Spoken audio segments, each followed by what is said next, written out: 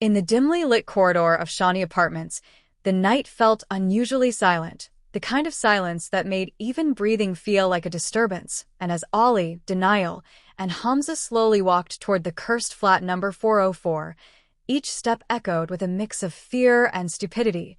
Fear because of the horrors they had seen in Part 1, and stupidity because, despite having a full chance to leave the building, these three idiots had decided, Aaj rat ka faisla haga, and before any of them could rethink, the door of 404 opened on its own with a slow, dramatic creak, as if the flat itself had been waiting for them. Inside, the air felt heavier, colder, and for some reason smelled like someone microwaved socks mixed with expired pickle, and Daniyal whispered, "Ba ye smell and son ki nai, but ki lag rai hai," to which Hamza replied, "I shut up, ye to tir mos ki smell high," trying to hide his fear behind forced confidence, but even his voice shook. The lights flickered violently, then stabilized for a moment, just enough for them to see the shadow of the girl standing in the far corner, her head tilted unnaturally, hair covering half her face, and her hands dangling like broken branches. Ollie whispered, "By run?" Daniyal whispered back, "By kyanai thafer?"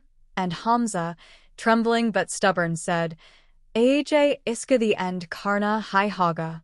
Before the ghost girl appeared right in front of them, inches away, her cracked smile stretching wider than humanly possible as she whispered, "Tum wapas aage," in a cold, echoing voice. The boys screamed in three different musical notes, Hamza in bass, Ollie in soprano, Daniyal in confused goat voice, and ran deeper inside the flat instead of outside, proving once again that panic lowers IQ drastically, and the ghost girl crawled on the ceiling following them like a spider on steroids. As they stumbled into the living room, they found the old diary again, the one that held the mystery of 404, and Ollie shouted, "Is diary esi humian kuch karna haga?" And Daniyal, flipping pages like a malfunctioning librarian, found a ritual that said, "Her soul is trapped until someone completes the last prayer her mother couldn't finish." But the problem was, the prayer was half-burned and missing lines. Hamza sighed, "Baya to hamari zindagi ki story high, important cheesin ku page missing," but Ollie, refusing to give up, said, "Jishi na jishi tera finish karnahaga," and, before they could start, the ghost began slamming furniture around the room with full Bollywood villain attitude, chairs flying, cupboards shaking, sofa levitating like it had Red Bull inside.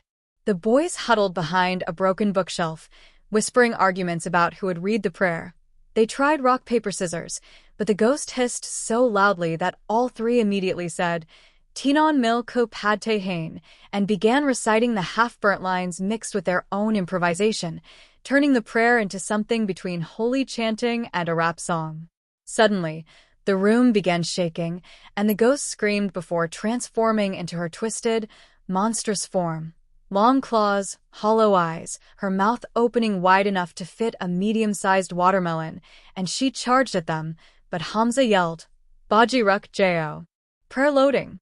92%, and Ollie shouted at Daniyal, "Page Sita Rocco," but Daniyal screamed, "Page Sita Rocco ya but Sita Cardoon," as his hands shook uncontrollably. Just when the ghost lunged at them, a bright light burst from the diary, blasting her backward, pinning her against the wall like a shadow burned by sunlight. But instead of disappearing, she began crying, a soft, painful cry, and for a moment, the horror paused, replaced by emotional tension as her human memories flashed. A young girl locked in this apartment decades ago, tortured by her violent father, dying during the prayer her mother tried to complete to save her. The boys looked at one another, suddenly feeling less scared and more heartbroken. Ollie whispered gently, "We're finishing this for you," and put his hand on the diary, the other boys doing the same, and together they recited the remaining lines purely, sincerely, and for the first time without jokes. A glowing figure of the girl's mother appeared, touching her daughter's face, whispering, "Ubtum azad ho," and the ghost girl transformed into her innocent young form, her face peaceful, smiling softly as light consumed her. The flat slowly brightened, the stench vanished, and the oppressive cold lifted as peace settled for the first time in years. The boys all sighed deeply, sitting on the floor like exhausted potatoes, when suddenly the broom in the corner fell with a loud crash, making all three scream and jump on top of each other like panicking monkeys, before realizing it was just a broom. Daniyal laughed nervously. Bayab to yibi but lag raha hai, and Hamza said, Biasab yahan esi nikalte hain, and the boys left the apartment, the door closing gently on its own behind them, not menacingly, but as if saying goodbye. Outside, as they walked down the corridor, Ali asked, To by 404 key mystery solve Hogai?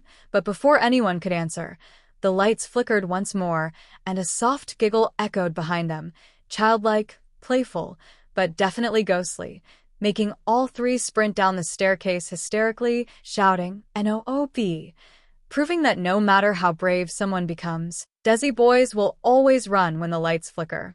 And thus the story of flat number 404 ends with peace restored, the spirit freed, and three traumatized idiots deciding never to rent cheap apartments again.